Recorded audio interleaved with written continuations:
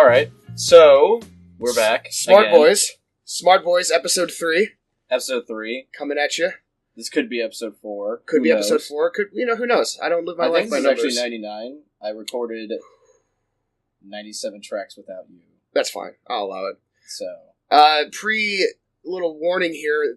This smart boy is also a bit of a sick boy today, and might hear some coughing and some unpleasant. I thought you were gurgles. trying to change the brand name for a second. You were going with Sick Boys like we're going to be some hip-hop group, but you're really Diseases. talking about the current situation we're in, the crisis that is the flu season. Yes, it seems that everyone is getting sick, not only at work, but family members, and it's all over the news. The whole thing I'm looking for when a big sickness rolls by is who's dying. Who's dying? Last year, it took my poor precious Pep with him. Cole took him down. Cole took him out. You know, on his tombstone said, "Flu got him." Flu got him. Flu got him. Got him. At the funeral, the wake as they call it, everybody was wearing the little mask, little paper mask you see all those Asians wear. Nothing against the Asians; they're just trying to keep it clean because of the smog. Because of smog.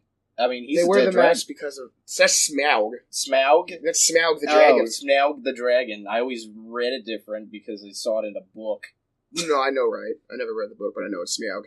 What are we talking about? We're talking about, we're going to pick up on movies again, because we feel like we hadn't really touched on all the movies that came out in 2016 when we were recapping last... Speaking of movies, I would like to give a shout out to our new sponsor. I did not tell Mike about this, but we are sponsored by the hot new movie Monster Trucks. If you think a monster be a truck, he can be, and that monster is going to win that race. I mean, thank you, Monster Truck. I'm looking forward to Monster that. Truck.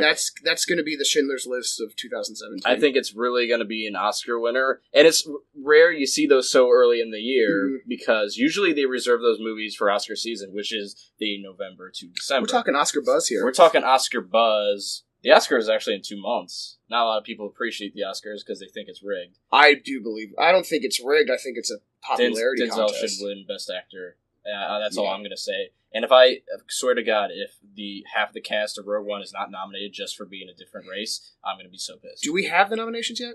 No. Okay. We'll talk about That's not those until like a February Okay. thing. February 14th is usually the doing on because they want to get you in the mood for love. They want to get you in the movie for nominations. I do know that Ryan Reynolds has been championing Deadpool for Oscar nods. He's been doing that with a fucking DVD release and everything. Yeah, he was nominated for that Golden Globe, but obviously didn't win. Yeah. That's a good actual spin-off from what we're saying. Let's talk about that, because that was probably one of the earliest movies that we unanimously saw. Yes. Like, as a group of friends, like you, me, and other people we are friends with. Which, yes. Yeah. What did you think of Deadpool? Okay. Here's my thing about Deadpool. I enjoy the character. I think he's very much overdone at this point. I cannot stand seeing Deadpool in everything. You know, we look at the comics that are coming out each week. It's always Deadpool. You know, this one, Deadpool's in this one. You know, we sell Deadpool shirts and hats and. But Mike, what about that Gwenpool? Yeah, like Deadpool's a great idea, a great character, but he's good in small doses, and I think he's overplayed at this point. And not that I didn't like the movie, I enjoyed the movie. I just didn't think it was as freaking amazing as everyone says it was, or believes that it was. I think the movie is good for what it is. I would never give it best superhero movie or praise it as more than a 6 out of 10. Not to get pretentious with a fucking film scale or anything. Yeah. I think it does some things right. It does some things wrong. Overall, I got a couple chuckles in the theater. I did buy it on Blu-ray when it was lowered to $10 because it's worth a rewatch. But a lot of people made a big deal for it because it was an under-budgeted superhero movie, which I will give it credit for that because it did make, I'd say, quadruple its budget. And despite the fact being an R-rated movie, now in this day and age, you can actually be profitable for that. So I'll respect it for that. We can probably move on from that. I was going to say, I do like the fact that it was R-rated. Everyone always brings up the fact that it's rated R. I think it's going to go down as not one of the best comic book movies, but it's going to go down as kind of like the first Iron Man, where it opens the door for R-rated movies, because we know that Logan's coming out this year. That's going to have an R. And I feel like Deadpool is going to be the one that people are going to look back and they're going to say, Deadpool was okay, but it was great because it was the first one that was really R. This actually brings up a subject that I'm kind of interested in, because when people say R-rated comic book movies, they immediately think, oh, let's do Spider-Man R, let's do Batman R, let's do Superman R, let's do all these ones that are mainstream, general market comic book characters that I don't really think get that R-rated, even in their own comics. Besides, like, Dark Knight and stuff like that, but we already had PG-13 movies that kind of shine a more realistic light on them. What I want to see is, like, those like, low-run graphic novels, like, get their R-rated movies that they deserve, because now that can be profitable. And we have been getting that with stuff like Sin City. Watchmen. We all know Watchmen. Was that R-rated when it came out? Was that PG-13? Oh, no, that was R. Okay. That was one. Blade is another one. If they want DC, what's that fucking one guy with the long black hair? He's like a death metal character. Was that Lobo? Lobo, that's it. Lobo, I could see in an R-rated, like, 90-minute flick. Yeah. So. But yeah, what they were doing with Lobo in the comics, by the way, is he used to be this big, burly biker dude with, like, chains and, you know, all that stuff, and now he's, like, kind of... They've redone it, and he's like a little handsome, almost like Edward Cullen type character, and they were saying that the old Lobo was not the real Lobo, and that this... Again, I haven't read these, but this is from what I've heard. I'm very disappointed. That they've sexified Lobo, which is... As a man, I feel as if I'm being oppressed as a race because of this change. Because Lobo, you know, big burly guy, he showed kind of his wear and tear of being a man, being a tough biker guy from hell. Is that where he's from? I think so. I don't know much about him besides he had a canceled M-rated game in, like, the mid-90s. Yeah, I do know that I've never actually heard of him until he was a DLC character for the first Injustice. Yeah. And when he came out, he was extremely broken, and they had to nerf him pretty quickly. Yeah, I hate when they have to nerf things, you know. I mean, but at the same time, they're stealing a brand name, okay? You're taking away from the Nerf brand. Nerfing? Oh, nerfing, you know, want to throw some foam? You ever been asked that before? I've been asked, you know, in a dark alley, hey, you throw the foam? And I say, you know what? He gets at his big scepter and his shield, and he's like, you want to bash a little bit? You want to bash me? I say, load up those darts, and let's toss some foam. You know what I'm talking about? I do know what you're talking about. I do know. I went to college. I know what tossing the foam is. Yeah, throwing the foam. Throwing the foam, you know, sticking the dart. You know, if you ever go to a public park on a cloudy Sunday, I would say, and there's no kids around, you'll see a couple middle-aged men throwing some foam. It's called foaming. But don't stick around for the after party. It gets really raunchy. I'm talking like NC-17 stuff. Stuff you wouldn't see nowadays. Usually stuff. Unless you're part of it, you don't want to see it. You know, what's the fun in that? Don't go to the sex con unless you're ready for sex. That's all I have to say. That's what my grandma said to me before she passed away from the flu. She did say that. I remember her. Speaking of superhero movies, I'm just going down a list of what came out in 2016. I pretty much know everything. Let's talk about... Did you see Batman vs. Superman? No. Same here. No interest to. No interest to either. I've heard enough about it to know that I'm completely turned off to it. Sounds boring. Sounds long. Anybody who defends it or anything like that, I don't care. Yeah. So we got Superman vs. Batman. Who gives a shit? We got, which this is the one that I loved because this is kind of like my franchise, but X-Men Apocalypse. See, that was one I skipped entirely, and I've still yet to see it. It's not a fantastic film, but it's more of a fan service, if anything. I don't know. I agree with people who are saying that the Apocalypse's CGI, his face, looked really fake, which it did. But it's a superhero movie. Just move past it. Things that are fake. Just move past it. So I love that. What else did we have came out? Honestly, Doctor Strange. Did you see that? I did see it, and I really liked it. Okay, I'm on the opposite of that. I was indifferent to it. I was kind of bored by it, actually. Really? Yeah, I just found it really uninteresting, and I don't hate Cumberbatch, whatever his name is. Snapper Batch? Yeah. Benedict Cumberbatch. Yeah, Benedict Cumberbatch. Snatch and bake. He's good in every other thing I see him in, like Imitation Game and Sherlock. Those I love kind of his pinnacle, but I don't know. I felt he was trying too hard to be Chris Pratt in Guardians of the Galaxy half the time, and trying too hard to be dramatic when he had to be.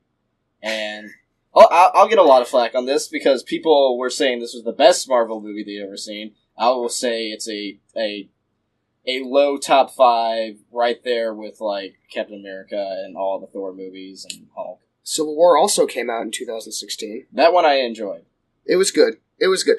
Though those movies, to me, they don't have any weight. They don't. You know that nothing bad is going to happen to our heroes. We know that the bad guy is just the bad guy. Like the one with Ultron was the one that we know that Ultron's not going to fucking win. Like, yeah, like we know that they're going to end up beating all. Like, there's no weight. There's no reason for me to ever believe that something bad's going to happen to any of our characters. This is actually a good topic to bring up because I feel like the entire Marvel franchise doesn't have that weight to it because they confirm 10 movies ahead of the one coming out. So I see that Don Cheadle is already confirmed for the next like movie, so I don't ever have any anticipation of him dying in that movie. Yeah. Like when I saw that scene where he falls to the ground, it's like fucking impactful. People actually went like in the audience. I was just like, I'm looking at him and like, you already know on IMDb he's confirmed for the next fucking Infinity Wars movie. The worst you're gonna get is he's gonna get hurt, and then we're gonna get a montage of him, which I think we got. In physical, rehabilitation, losing a walker. It wasn't a montage. It was one scene where he was going down that little railway. You're at physical therapy with the fucking treadmill. Yeah. And then that was it. And then he's like, he'll get better. That's our nod. Like, he'll be fine. Don't worry. It's kind of like in Star Wars where like Finn, he gets the lightsaber to the spine and he's on the operating table at the end of it. It's like, well, he's already confirmed in the next movie. So at the most, he's going to have like cyborg legs or something. Which in, Star Wars, everyone's got fucking... Everybody's a fucking half cyborg in that movie. Yeah. I'm surprised. I don't trust cyborgs, I'll be honest with you. I'm the opposite. I actually aspire to be a cyborg. I'm ready for the day I can chop this arm off and put a new arm on there, and it just spins like a drill. Hold on. Actually, let me give a little help. Give us a little taste, if you don't mind. Give us a little taste of this. So, if you had an arm, you wanted to... So if I had an arm, and I'm a little cyborg boy, and I'm walking down the street, and you're like, hey, I need to twist in this light bulb really quick. I'm like, let me just grab this and go... Ooh. And the light bulb is in. Ooh, that made me feel... Did you hear that? I did. Exactly. You feel safe around them now, right? No, I don't. Oh, okay. I don't appreciate cyborgs. The subject is dead. The subject is dead. So, back to Civil War, we said our pieces. What else came out? The other superhero movie was Suicide Squad. That was technically a superhero movie. Batman showed up 3 times? In flashbacks, I guess, or something. Flashbacks and flash forwards. Something like that. I don't know. I'll let you speak your mind on that before I do. Okay. I'm not a DC guy. I really hate Superman. Actually, before you say that, can I interrupt? I hate when people say, I'm not a DC guy, I'm not a Marvel guy. You don't have to be to dislike or like a movie. Very true. Very true. But what I'm saying is I've never been a big fan of Superman. They're staples. I've never been a big fan of Superman. I've never been a big fan of Batman. Batman's been the only one I've ever liked. I mean, obviously I watched the shows as a kid, but that was just because of the cartoons that were on. That being said, I think that Suicide Squad was fine. It was entertaining. There was obviously a lot of... not plot holes, but shoehorning in of things that I felt kind of weak in the movie. I think that there should have been a standalone Harley Quinn movie, and that she should not have been the focus of Suicide Squad. I mean, I feel like Margot Robbie did a fantastic job with the character, but in terms of the actual story, like, why do we need a chick who basically has no powers, who is just crazy and can swing a baseball bat? How is she going to take on the next Superman? Mike, you don't understand. She did the finishing shot at the end. She turned her gun from love to hate, and then she fired it. Yeah, so I mean, Deadshot could have... I mean, no other character in that movie has a gun that goes from love to hate, because usually those love bullets, they just kind of hurt the villains. Mm-hmm. But she's like, I hate you now, you're dead. Yeah. And Deadshot could not deliver a bullet with such hate, so I'm just going to say right now, totally, you're wrong. Yeah, you're just wrong. I don't know. There was parts of the movie that I loved. There were parts of the movies that made me go like, oh, come on, guys. Like, what parts of the movie did you love? I loved El Diablo. He was a cool character. He was awesome. I really liked Will Smith in it. I mean, I like Will Smith. He does happen to play Will Smith as Dead. He's not playing Deadshot. He's playing Will Smith as Deadshot. Will Smith's fine in the movie because he is essentially playing a rollover of the character from I Am Legend. Yes, and that's all it is. Yeah, well, I mean, he plays him. He has people come in and rewrite the script to give him more Will Smithy lines. That's kind of what I. That's kind of part of the problem I have in the movie is like when you have a movie with characters, you don't really hire an actor who is notoriously playing himself. Yeah, but I don't have any affinity to these characters. I'll now speak about what I think of the movie. It was probably my most hated movie of the year. I absolutely disliked it because it was a fucking annoying movie that was trying too hard to be something it wasn't. And I could tell at every turn, every scene transition, every music choice, every scene placement that this wasn't a director saying, this should go here. This was a studio saying, this should go here. And that was my biggest problem in the movie. And I'm going to say right now, before people say, well, it's not as bad as Ghostbusters.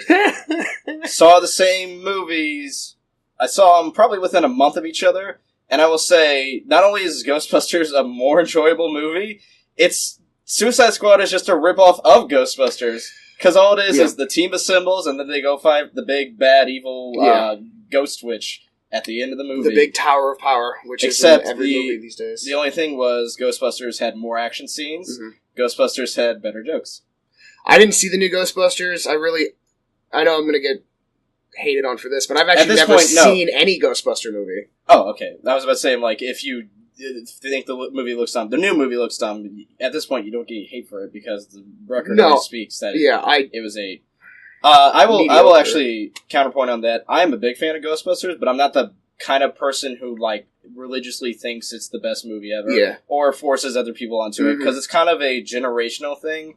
Unless you grew up with it, or if you have an affinity to the writer Harold Ramis and both the actors Bill Murray and Dan Aykroyd, there's really nothing for you to see there. Yeah, a lot of stuff. I think if you didn't grow up with it, then you're not going to watch it as an adult and look at it as like you can't watch the old Ninja Turtle movies now and just be like, oh, this is really good as a film. I understand why people like this. You'll see it as an adult and you're like, this is fucking puppets running around. So that's kind of the same thing. Really, it's a hilarious movie, but it's the kind of movie you kind of need to get the period of the writing and how the satire works of the time. So right now, if you were going to watch it going in fresh, as an adult, you kind of need like a little docket of like little pinpoints of like, this is because of that and all that to make it that enjoyable as the fans see it. But in contrast to the new one is they had the property, Harold Ramis dead, they have access to the property now without like, having him come and goes, well, I still have intellectual rights to this movie. And I say no. So it was basically like, hey, there's no more chains on this franchise. Let's finally get some money off of it. And that didn't work out because instead of just saying we're going to do Ghostbusters with modern comedy actors, we said we're going to do Ghostbusters with modern women comedy actors. And if you don't like that, it's because you don't like women. And yeah, exactly. So, no. And I don't know why they did that because Ghostbusters is probably the last franchise that is like fucking like manly or like, hey, women, we're the men, you're the women, go sit down, we'll take care of this. Yeah. It was really dumb. My favorite part about the movie is probably that we'll look back on this year and see the controversy and probably laugh at it really bad. I mean, I was laughing up into it, and the only reason I saw the movie is like, it's either going to be as bad as I think it is, or it's not going to be as bad. And I was surprised because I'm like, all right, there's some decent parts to it. Overall, there are some really terrible parts from it, and people have a reason to be mad. Well, I mean, I understand the social justice warriors saying, if you don't like it, it's just because you don't like women, comedians. It's like, no, people didn't like it because it wasn't fucking good. They picked a 4-person cast who really haven't worked on a lot of things together. Kristen Wiig is a retired SNL cast member. She was good with like actors like Will Forte, Bill Hader, and Fred Armisen. Yeah. She was great with those guys. If they did that with those characters, this movie would have been fucking hilarious outside of being just another Ghostbusters reboot, whatever. But they picked Leslie Jones and what's her fucking name? Kate McKinnon. Kate McKinnon. They are currently SNL cast members, and Kate McKinnon's one of the better SNL cast members. Leslie Jones is one of the, she's there kind of to fill the spot. Yeah, I personally hate. I will say, to not take any away from her, I don't hate her. She's fine. I feel like that nowadays she's getting a lot of attention just because the hate she got for Ghostbusters, which is kind of dumb. She was probably the funniest part about the movie, mainly because the stuff she ad-libbed was just kind of out of it. Outside of the script, and it was actually, worked. And then we have Melissa McCarthy, who I've never really liked in anything besides... I mean, she was okay in Bridesmaids.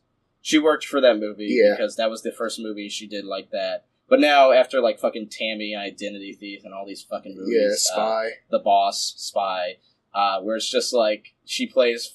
fat, obnoxious lady who falls down and yells. Look at her. Oh, it's funny because she's fat. Okay. She plays the same character in this movie, and honestly, she's the worst part about the movie because it's uninteresting. And again, not an SNL cast member that has chemistry with those two. The only two people who have chemistry are Kate McKinnon, I forget her name now. Leslie Jones. Leslie Jones. Because they actually work together. Kristen Wiig is in different projects where she works more for IFC and stuff like that, and does movies with Bill Hader, like I said. So that's why that movie didn't work. Write it off. It's kind of done with. One movie that I did see, I didn't get to see it in theaters, but I rented it the other day that I freaking loved. Was called Hail Caesar. Oh! Okay, I saw that in theaters, and this has been a big deal for me the whole year, because it was one of my favorites movie of the whole year.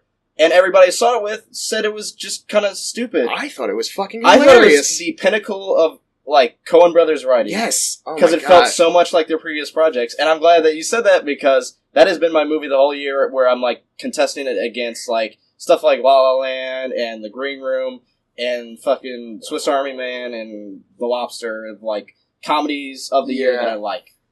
And I was like, this was really a funny movie, and it was really funny in a dry kind of way that you didn't expect. Yeah. Honestly, I saw it in a crowd of maybe 20 people, and there was this older couple behind me watching the movie. The entire time they're whispering, he's like, I don't get what's going on. Is this supposed to be funny? And then they left the movie, it's like, they got all these stars. Was this supposed to be funny? I don't get this. I guess it was just a big waste of money. And I was like, no, this movie is hilarious. I'm a huge Coen Brothers fan. I had watched, for the first time, A Serious Man, and that got me onto a kick where I was like, I'm going to go rewatch all of the Coen Brothers stuff. I love it. And then I was like, I remember that Hail Caesar came out, and I wanted to see it in theaters, but I just missed the opportunity to, and I rented it, and it was fucking, oh my god, so... George Clooney just nails his role as just... he's not a dunce, he's not a goofy guy, he's just a Hollywood star who's kind of just been living in a bubble, where he just lets things happen to him, and then he thinks that, he lets people get inside his head, and he just needs to get straightened out every now and again. And normally, I don't hate Josh Brolin. I don't find him to be as an amazing actor as people say that he is. I know that he's a great character actor who can kind of put on a different set of skin and be somebody else, but I really don't find a lot of his roles that great. I mean, he was really good in No Country for Old Men. He plays a great Tommy Lee Jones, but that movie was terrible, which was Men in Black 3. I just kind of find Josh Brolin a little, I don't know, something about him I don't really like, but he was so good in that movie, and I kept waiting for him to have a flaw, and the fact that he never really had any flaws, and Alison Pill as his wife, I was like, I love Alison Pill, she's awesome, so I would highly recommend checking out Hail Caesar. Jonah Hill was great in it, Channing Tatum was amazing in it, he's got a whole sailor dance number. I like Scarlett Johansson. ScarJo was awesome in it. Tilda Swinton's great in everything, and she plays 2 roles in that. She's amazing in it. I'm trying to think who else was in it. The whole, if you haven't seen it, a little bit of spoiler, but the whole group of communists as a collective, the way that they were pontificating to one another, one would say something that they would all, agree on. They all be like, yep. And I thought, oh my god, I love that movie. No, I rewatched that just recently, and again, that's a movie that you kind of get the more you watch, it's a movie with layers. Yeah. And the first time I saw it, the first thought I had was, that was a really great movie. I really want to see it again. I think the problem with the movie some people had is the advertisement misled you to a different movie. Yeah. Because it kind of seemed like Hail Caesar was about George Clooney and the misadventures of him and Josh Brolin in this kind of Hollywood. What's that? Golden Era? Yeah, the Golden Era. The setting. Studios ran everything. What I liked about the movie, it wasn't just that. It was more of just like how this whole studio like works around their actors and how they push them this way and how they like set up fictional relationships for each of the actors and how it just kind of plays out with all that. And Josh Brolin is kind of the peacekeeper of all that. He's the fixer. He's the fixer. Yeah, exactly what they call him. And it's just, it works. It works the whole time. And a lot of people were saying it was probably one of the Coen brothers' least best. I think it's one of their top fives. I think it's one of their top fives as well. I forgot to mention Ray Fiennes is in it. Mm-hmm. Very small role. His scene with this other character who's a Western actor who gets plucked out of Westerns and put into this hoity-toity, like, British timepiece drama, or period piece drama, is one of the funniest things I have ever seen in my entire life, is him interacting with this guy who's trying so hard to please this director, but is just not an actor. He's an action star, but he's not an actor, and him just trying... just watch the film. Trust me. I would say that's one of the best scenes I've seen in a comedy. Yeah. That entire thing. Because it runs very... It's a dry run of just, like, this entire scene. Goes on, I would say, almost 10 minutes. Yeah. And it's just the whole thing works the whole time. Yeah. And I would say, that was one of my top of the year. I was actually going to bring that up later. Good. My top fives. But I'm glad that you've seen it and you have a mutual appreciation of it. I did not expect... Oh, man. Because everybody else I've recommended to it, they were just kind of indifferent to it. Like, yeah, that movie was kind of like, whatever. I'm like, no, that movie's so good. Come on. Movies that I didn't see that I'm glad I didn't would probably be Zoolander 2. Zoolander 2 I skipped. I kind of want to saw it in the theaters just because I thought it looked stupid, and I wanted to see a stupid movie, and I thought $8 was not a good investment. So... I guess I'll see it on Netflix when it gets there, or Crackle, whatever streaming service it'll end up on. A handful of movies I just want to bring up. I don't know if you've seen these. These are more independent films that I caught either in theaters or I caught later on Blu-ray. Was Green Room. Go on. No, you go on. I always forget this guy's name. He died recently. Anton Yelchin. He was in the movie. Great lead in the movie. Actually, I saw this post news of his death. Yeah. And I got really depressed near the end of the movies. I'm like, wow, I've never seen, him so good at a movie. And it made me depressed. I'm like, he had a lot of potential in this movie. And this and Star Trek Beyond were his last, releases. Patrick Stewart's over in the movie, who was very good. Did not expect him to be as good as was, because you usually expect, something from Patrick Stewart along the lines of what he was in Star Trek or what he was in X-Men. He felt more to me like a Walter White type of character in this film. Yeah. Well, I would say he was grandfatherly, but vicious. Exactly. I was going to say, I fucking love Green Room as well. I'd never heard about it until a friend of mine was like, dude, you got to check out Green Room. And I was like, what is it? And they're like, it's a kind of horror movie, but it's not really a horror movie. There's a bunch of skinheads and a punk band. And I was like, okay, well, that sounds kind of cool. I watched it, fucking went out and immediately bought the Blu-ray. Love that fucking movie. It's an intense movie. I like the soundtrack a lot. A lot of use of Dead Kennedy covers and stuff like that. A lot of the actors and actresses in it were very good. Very, situational one location movie. Again, the movie is called Green Room. It takes place in the green room of what is essentially a skinhead, bar venue, backwoods shit bar with a little concert hall. Yeah. So the whole film takes place there. You kind of get a feeling of where they are, what kind of state would they be in, what kind of location that is. Honestly, the movie does a great job of mapping out the entire building. Yeah. Throughout the whole, I would say it's close to 110 minutes in runtime. Uh-huh. It's a pretty intense movie. It'll have you on the edge of your seat the whole time. But I enjoyed it for those aspects. Yeah. What's her face?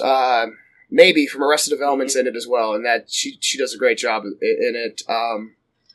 So is the dude who played the lead singer in Scott Pilgrim movie. Mm-hmm. He's in it. He did a great job.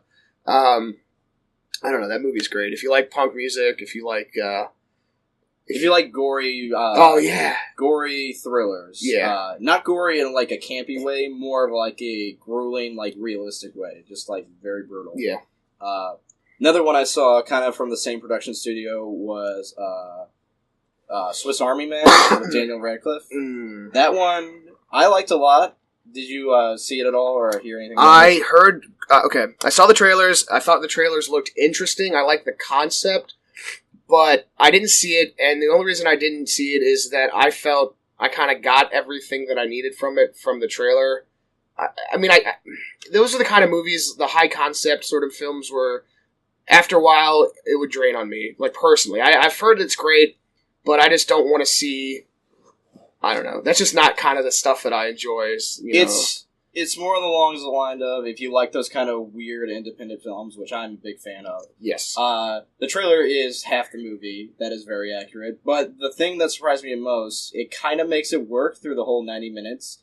It just depends on if you're ready for the ride or not. A couple people I saw it with was kind of mixed. I myself enjoyed it a lot. People I went with, they were like, yeah, it was kind of done by the first, 40 minutes. I'm like, no, it kind of keeps itself going. And the one thing I can say that is a plus and a minus to the movie, they do a lot of conceptual dialogue about, what it is to be human, what it is to be, love things and value things. It gets very philosophical. Yeah. And at times it's sweet and it's really endearing, and other times it's like, okay, guys, we get it. You're kind of going on with the same message, but I think it's worth a watch. Yeah, I forgot, Paul Dano's in it, and I have this weird kind of... I respect Paul Dano. I think he's a great actor, but a lot of the times he just gets on my nerves, and I don't know if it's the characters that he plays that... or sometimes, like him in There Will Be Blood he was phenomenal in it, but his character's a fucking asshole. Mm-hmm.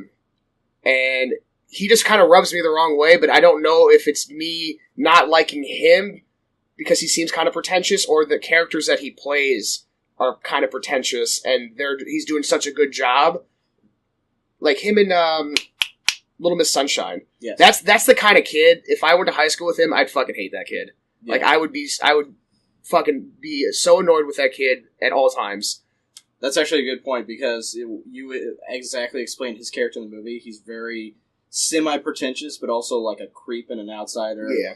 And it kind of you don't know anything at first. You think he's just a goofball idiot, and then you kind of unravel into him being a little more than what you expected.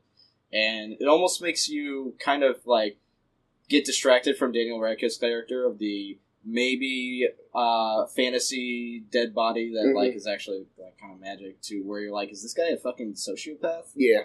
And it does bring up a lot of questions in those movies. It doesn't really answer them though, so it's worth watching. Yeah. If you see it on Netflix at any time in the future, give it a watch. If you see it for cheap on Blu-ray, or give it a rental or whatever.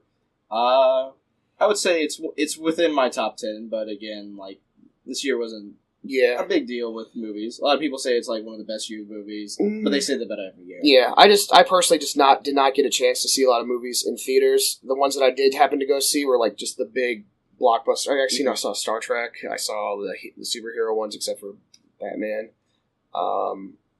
Obviously, Star Wars was fucking amazing. Zootopia fucking loved Zootopia. I think that's one of the best of the Disney animation outside of Pixar. The 3D CG Disney stuff, because they've done They've done Tangled, Frozen, Wreck-It Ralph, Big Hero 6. What else did they do? They did one before this, didn't they? I'm not too sure. I'm just looking at the list. They did Moana this year, too, or whatever that is called. I kind of was disinterested, so I skipped that one. I'll probably check it out when it's on Blu-ray. I'm not a big fan of kids stuff, but I did love Zootopia. Trying to think what else came out. Fantastic Beasts and Where to Find Them. Great movie. If you're a Harry Potter fan, if you like the Harry Potter universe, you're gonna love Fantastic Beasts and Where to Find Them. If you're new to Harry Potter, which I don't think anybody really is, the movie kind of dragged on a little bit. I'm familiar with Harry Potter to a point, but I grew up kind of around people who are always crazy for it. Mm-hmm. Like, my brother read the books, my neighbors and friends I was with, like, in, like, middle school at the time, they watched the movies, they read the books, they were huge fans, they knew all the fucking spells and shit like that. I watched the movies casually, I checked them out maybe once or twice, every once in a while. I can confirm that I haven't seen the last 3 movies. You bastard.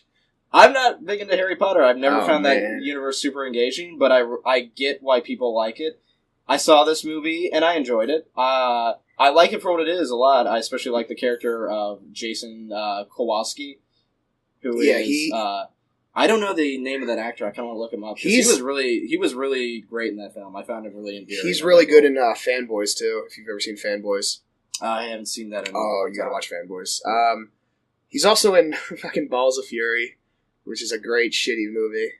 Yeah, and I love great shitty movies. I saw that one when it first came out, and kind of never rewatched it.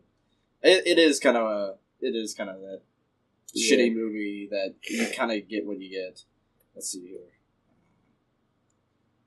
Zoe Kravitz was in the movie. She played the main girl, and she was also... What else was she in? Oh, she's X-Men. in Mad Max. Mad Max. She's in X-Men First Class, and she's also in Mad Max Fury Road. I was going to say, one movie that we haven't touched on that was a big deal this year was Sausage Party. Oh, I saw that in theaters. I did not get to see it in theaters. I rented it. Honestly, I fell asleep halfway through it. I think the movie is really dumb. Yeah. It's just kind of like you were saying, Swiss Army Man. The concept is like done within the first 30 minutes. You can get everything from the trailer. Yeah. That's it.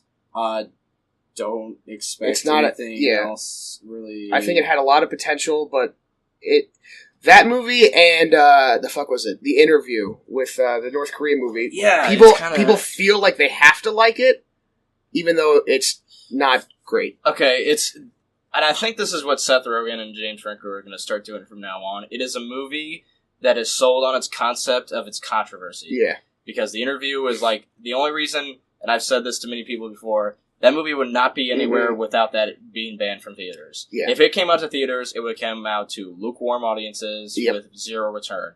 Instead, it became a big deal, and it was like, this movie got banned, this movie got removed from theaters. You want to go watch it? Watch it on fucking, what was it, on Crackle? Netflix? Yeah, whatever it was. I do remember, like, me and my roommates at the time were, like, so hyped for this movie, but I don't think that we were hyped because it was going to be, we like what was in the trailer. We were just hyped because we're like, oh, this is that movie that got banned, and we all waited for like it to come out on YouTube or whatever, and we streamed it, and the entire time I was like, this is not...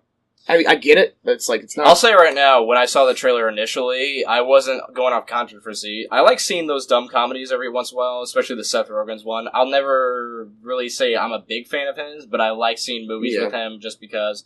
they work as just, like, dumb throwaway comedies. And this is kind of on the same boat, but with a little controversy weight to it. Yeah. Which was not worth the thing.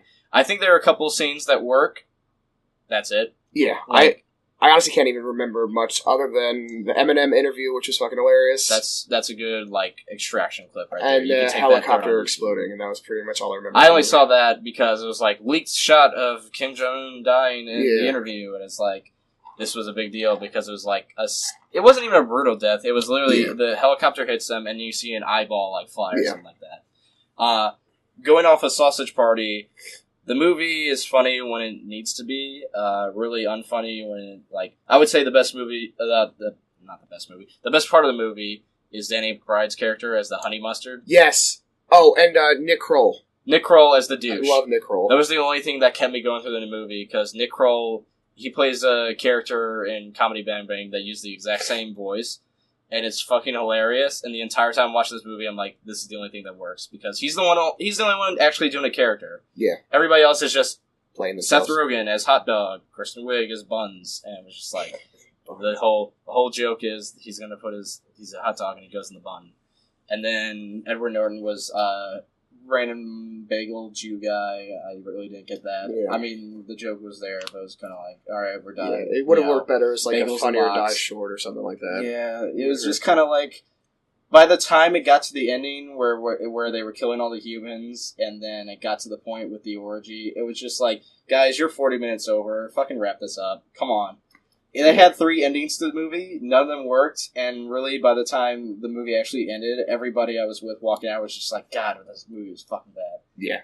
So, don't recommend that one, but I do want to bring up the topic of R-rated animated movies, because this is one of the first wide-release ones that are actually getting attention. I don't think we've ever gotten, like, an R-rated movie like this in the theaters since probably the late 70s with Ralph Bakshi and shit like that.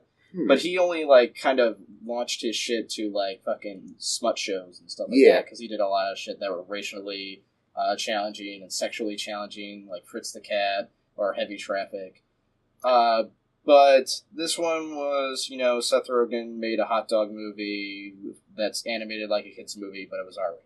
That was about it. The only thing that kind of resembles that is I remember as a kid when the first Scary Movie came out, and my mom took me and a friend to see it. When did that come out? Oh, actually, on that subject, a good topic to bring up in adult-themed animated movies would be both the Beavis and Butthead movie and the South Park movie. Of course, yeah. Which I would say those were way more controversial, and they were a bigger benefit from that. I would even say include Team America. Team America, another which one. Which is a fucking classic.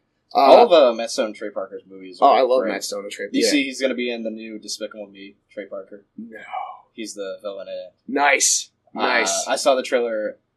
It was like, he was okay. I don't know if he's going to work for the whole movie, because his character's like a one-note gimmick. That's about it. But I was going to say, I saw a Scary Movie. It came out in 2000, so I was 11 or 12. And my mom took me and a friend to go see it. And it was rated R and everything, but she thought it was just going to be a goofy, silly spoof. And I don't know why she let us watch the entire thing, but the second we got out of the theater, she was like, yeah, I should not have taken you guys to go see this. She was like... How old were you? 10 or 11, so I was born in 89, so it came out in 2000. I remember when that movie came out, my oldest brother was trying to rent the VHS, and he was about the same age as you, a couple years older. But he wanted to see it really bad, and he was trying to get my dad to rent it for him because my mom was like, absolutely not, and all that. And eventually he did get it from a friend and like watched it, and he got in trouble. He was like 14 at the time, so... Yeah, I mean, growing up, we never really... I mean, I remember my dad taking me and my brother to go see the South Park movie when it came out in theaters, and that came out in 99, so I was 10. I was 10 years old. I mean, we didn't really grow up watching kid shit. Like, I remember my dad taking me to see Judge Dredd when I was in kindergarten. Good times. Good times. On the opposite of that, I remember that our mom would not let us even watch a trailer for that movie. What? Like, it would be on, like, PG-rated comedies we would watch on, like, VHS, and if that trailer came up, she'd, like, skip it. Let's rewind Skip it. Or fast forward right now. Mom, you blew it. Mom, you blew it. I didn't get to see a real R-rated movie until I was 16. you I was sheltered. I was just living. Actually, I'm lying because by the time the internet came out, I was watching. Yeah, so many smuttiest. Well, I'll say I started watching Metalocalypse when I was like 12. So that's a good. You know me. You know me. I know. You're Metalheads and Metalocalypse. Metalocalypse is probably one of the best animated shows ever made. That's all we got to say about that. Sad that they're not continuing it. I think it's actually officially canceled. Yeah. After the little what was that, like a Kickstarter? Hour long the opera thing? Yeah. Opera. That was I like that. That was okay. Other movies that came out, usual Oscar fire. I saw La La Land and Manchester by the Sea. Both really good. Probably the best I've seen this year. But we're not here to talk about that. We're not here to have an artful discussion. No. We're here to talk about smut. We're here to talk about smut. We're here to talk about politics, golden showers all around. Come on, guys. Diamond showers. Diamond showers. Those are my favorite. Pee all over those girls. Or do you want the girls to pee on them? I want the girls to pee on themselves. Like Tub Girl, but with pee? Dude, Tub Girl is my girl. Let me tell you about that Tub Girl. I know about Tub Girl. I think if you're listening to our show and you don't know who Tub Girl is, this is not the show for you. I'm fairly certain all of our listeners and fans. What is it? You've gone the 10 years without seeing a Tub Girl or a Goatsy or two girls 1 cup. Lemon Party. Hey, if there was ever a point where your laptop didn't get bombarded with links from meatspin.com, you did not grow up. Yeah, don't listen to our show. You're still technically a child. Go pop back in that PBS or whatever. Yeah, go watch some Arthur. Go play some Nintendo 64. Go play Bugs Life. Go play Toy Story 2 because you're not grown up yet. You're not ready for Turok. You're not ready for Resident Evil. That Duke Nukem. He's too raunchy for you. Actually, I think that's a good thing to bring up to people. Every once in a while, I ask people if they've got those shock videos shown to them. If you've been shown Mr. Hand, or you looked it up yourself. I would say 2 Maniacs, 1 Ice Pick. My favorite are the 2 Mexican guys on the chainsaw. Yeah, but I've seen them all. What's the 2 guys, 1 hammer? Yeah, I think that's the same. That's the same kids who were the 2 Maniacs, 1 Ice Pick. They were kind of the inspiration for the film VHS. Have you ever seen VHS? I think so. Wasn't it like a ghost or a demon? No, but it was all haunted videotapes. But you remember starting the movie, there was all their tapes of them going to parking lots and like raping women and then smashing hobos' heads in with fucking baseball bats and shit. And then you see them get into the house and they watch all this videotapes. And it's kind of like the tapes are like how they like the world gets revenge on them, I guess. Yeah. But anyway, had some other topics to bring up. Before we talked about sad deaths of 2016, we brought up every once in a while. I think we overshadowed the biggest death of 2016, which was also the biggest birth of 2016, and that's Pokemon Go. Oh, dude. Pokemon Go came and went summer 2016. It was a fad. I still see people in the store playing it, and when I see them, I think, oh, bless your heart. I think a little of them. My brother, my oldest brother, he still plays it. He brings it up every once in a while if we go out to dinner or go out to drink, stuff like that. And all I can do is just talk shit on him, like, you're fucking still doing it? He's like, dude, I get Pikachu for Christmas. It's like, what does that mean? You're basically playing in a wasteland right now. You're playing Fallout, but not actual Fallout. You're in Fallout. You are Fallout. You're the lone trainer. You're the one guy in New Vegas who runs up to you and asks you, how are you getting those star bottle caps? And you're just like, immediately, I can kill you and not lose karma. Yeah, I downloaded it, I made a character, and then I stopped. I literally didn't do anything else. A ton of people, especially in our friend group, were huge into it, getting up to level 20 and 30 within the first month it came out. And that impressed me because I played it for 2 or 3 days and could barely get to level 5, which is the one where you can actually pick like what side you're on. And then once I got to that, I didn't want to pick my side. I think I did and got totally disinterested, and now it's just deleted off my phone. Pokemon Go came and went, thank God. From what I understand, it gets updates every once in a while. Yeah, it gets regular updates. It's just not... The player base is still there. Me saying it's dead is more of an exaggeration. It was really big, and now it's down to probably, I'd say, close to 1 million players. Which, for a game that attracted over 50 million, that's a significant drop. Yeah. So, all those people putting up their Craigslist ads, pay me to get Pokemon Go things for you. Your career is kind of dead now. Yeah. Time to find a new one. Maybe start mining farm in RuneScape or something. Some other big fails. No Man's Sky. No Man's Sky came and went. Big hype. Didn't understand. I own the game. I actually just got it back from a friend who was borrowing it since it came out because I totally forgot he had it and I did not care to get it back. And now that I have it, I'm like, I'll probably sell this. Star Wars Battlefront came. Star Wars Battlefront, that was 2015 though. Might be. It got some DLC this year for the VR, the Rogue One story, which looked okay. A lot of people were giving that good reviews. At this point, I don't care. Overwatch was a big release last year. Not dead yet. Still very popular. Yeah. I see the appeal, but I don't at the same time. Yeah. I think it's a really big deal only because it's Blizzard. Yeah. I mean, if I've played it, I know people who've played it, still play it almost every night. I get it, but at the same, I don't have the time. I don't really feel like messing around with stuff like that. If I want to play a game, I want to play something more exciting. Yeah. All I get from that, honestly, it's a very empty game. Yeah. I logged probably close to 15 hours in it. Very, once you get out of a match, you feel like you're looking at a blank screen. Yeah. Because it's like, 2 modes, I got a lot of characters, but what do I do with them? It's really dependent on the annual events, video game stuff. Yeah. That's all I gotta say. Big releases last year, we already talked about that. Music. I actually want to bring this up because I recently discovered the band Run the Jewels. Never very aware of them, but now that I am, I'm a big fan. I love Run the Jewels. Their new album, Run the Jewels 3, came out last week, and I picked it up on vinyl. It's great. I have Run the Jewels 2 on vinyl, and I've got Mal the Jewels on vinyl. I love Killer Mike, and I love LP. I haven't really gotten to listen to a lot of Run the Jewels because I haven't set up my stereo system yet. I do love them. I think they're amazing. I think that they're the best thing that happened to hip-hop in the past 5 years, probably. What I'm really upset about is I've always asked people for recommendations in terms of modern hip-hop because I'm big into old stuff like A Tribe Called Quest and all that. So when I listen to newer stuff, there's like maybe a single I like, and then after that I'm just like, this is boring. I'm not interested anymore. And then I started listening to Run the Jewels, and I almost got angry at the people who gave me these like recommendations. I'm like, this is really fucking good, and it's been out for a while. Their second album is 2 years old. Yeah, and their new one just came out last week. Yeah, and I'm just kind of upset that I'm like, they've been here for a while.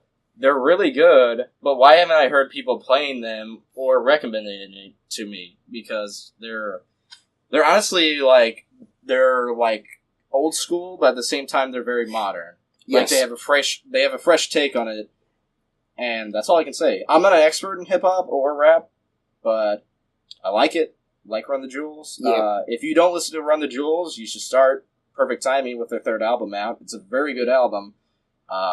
I would say their lyrics, especially how they mix them into like the theme of the song, they work really good because they don't feel repetitive. No. They feel like each song feels like it's its own thing. Yeah, and that's what I like about it.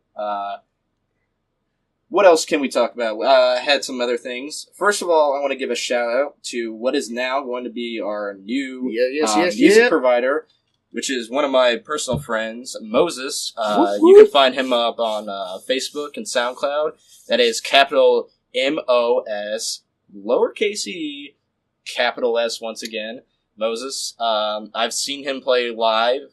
He's a St. Louis artist. If you're looking to local represent, check him out on those venues of social media. Listen to his tracks because he's got a lot of good ones. He's great. He's really good. I want to thank him a lot for allowing me to use his music for the show because now I actually have original music that I can put in and people can listen to it and be like, oh, this is a good song. Where did this come from? Definitely check him out. Definitely check him out. We're living in what I would say the final countdown of the Obama administration. Yeah, we got a couple days left. Days left, and then he's going to be finally dethroned. I'm not saying finally like I've been waiting to him, because I'm going to say right now Obama's probably one of my favorite presidents. Yeah, I got no problem. He's a great guy. He's did a lot of great things. A lot of people, especially Republicans, didn't like him because he tried to change a lot, which, is kind of what the point of being a president is. Yeah. We're going to get Donald Trump, which everybody claims not to have voted him for, but the internet says differently, especially in the comments. Yeah. Don't really have much of an issue with him, especially out of the two. I could go either or. I'm just kind of glad it's over with. I hope to not hear any more about him getting, that he should not be president. It didn't happen legitimately, because it did happen legitimately. In fact, probably more so than she would have, because a lot of her media was based on... I don't want to get into this right now, because we're going to be winding this one down, but let's just see what happens. He could be the worst. He could be one of the better. I feel like he's a guy who doesn't play his cards up front. He's a bullshitter, is what I think. And not in the sense of, he'll, fucking lie to you. I feel like he plays a field... I guess he is kind of lying. Yeah. Because he kind of brings up some things and then takes it back, and I feel like he's more of a front man. He's a stage act more than a person. Yeah. And that's just kind of the person he became, so we'll see. I don't like to talk too much about politics, especially in the current state it's in, but you know what? Those Native Americans, the oil lines, they're getting sprayed. Shut up. Hey, who blew it this time? Was it the people getting sprayed or the sprayers? Sprayees and sprayers. Sprayers and sprayees. You blew it. You blew it. You blew it. Get that oil in or out of there. Either way, I don't care. Get that people oil are dying. Maybe. Out of the streets into the pans. Get them. Put them in Texas Gold. That's what I'm going for. Liquid Black. Liquid Black. That's my favorite Nine Inch Nails album. Oh, yeah. Downward Spiral, number 2, number 1, Liquid Black. Liquid Black. Darkman, Liam Neeson. Ebony Goo. Ebony Goo. Shout out to Series of Fortunate Events on Netflix. They are also our sponsor. Neil Patrick Harris, you thought he was meeting your mother, but now he's Count Olaf. He's counting your lofts, and I read one of those books. Never was really interested. The movie sucked. Maybe the series will be better. Who knows? Mm-hmm. Reviews are in. Says it's doing all right. Stranger Things. It's still here. Shout out to the Demigorgon. Shout out to the Demigorgon. Took poor old what was the kid? Will took him to the Upside Down. Took him to the Upside Down and gave him hey, how you doing? Spoiler for Stranger Things. Took him to the Upside Down. Will's got bugs inside him. Spoiler for Stranger Things. Barb's still dead. Never coming back. Good bugs, bad bugs. We don't know. We're waiting for that season 2. X-Files season 12 coming soon. Also will involve Stranger Things. A little crossover episode. Duffer Brothers, duffing it up. Right. What else can we talk about before we get to that hour mark, which I've been looking for? We also... new season of Always Sunny. Check it out. The first 2 episodes have been amazing. I know. Mike, yes. I have one question for you. What are the rules? What are the rules when you just turn black and you can't switch back? When you just turn black and you can't switch back, just tell me what are the rules? I will say that I've noticed, and again, this has only been 2 episodes, but they have killed a kid in every episode so far. They did? I haven't seen the second episode, but I'm excited. Oh, it's just a little throwaway gag, but yeah, there's a dead kid in the second episode. I hope that continues, because that's the pinnacle. Yeah, the second episode is great. It's got cameos from the 2 dudes who write, and the showrunners for Game of Thrones. They're in that episode as lifeguards. What else am I watching? Grand Tour, I think, is coming to an end, but so far it's been amazing. Just got into The Magicians. Oh! To interrupt you there, super shout out, number 1 shout out to the return, finally, of Curb Your Enthusiasm. Yes! Season 9 is coming this year. Not next year, not in 2020, not even 2025. This year, yes, we are getting season 9 of Curb. Possibly the best HBO comedy. It is the best HBO comedy. I would say best HBO show. Sorry, Game of Thrones. Sorry, Westworld. You got beat. Hey. Everybody who's not Larry David, you blew it. If you aren't LD, you blew it. That means we blew it. Shit! Fuck! God damn it! Motherfucker! Alright, Larry David, shout out. Please be on the show. He's our sponsor. He's our sponsor. Yeah, if you guys know Larry David, and me. Whatever works on Blu-ray, Woody Allen directed. It is not an allegory for what he considers his lifestyle, especially dating a younger woman. Larry David. LD, love you. Three Stooges, he was one of the nuns. All right. We're going to wrap this up. Have a good weekend, rest of the year. We may never see you again. You might die tomorrow. Have a good life. Peace out. Peace out. You didn't blew it for listening to this.